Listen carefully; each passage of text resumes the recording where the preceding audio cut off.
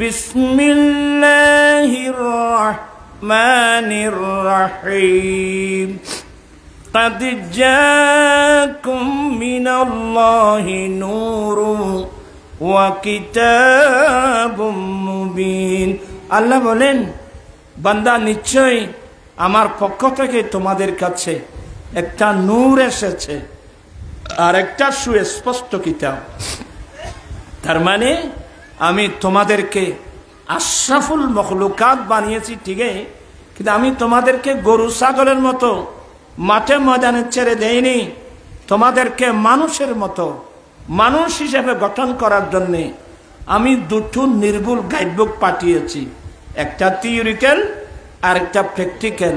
Theoretical হলো 30 পারা কোরআন, আর তার প্র্যাকটিক্যাল হলো নবী মুহাম্মদুর রাসূলুল্লাহ সাল্লাল্লাহু আলাইহি ওয়াসাল্লাম।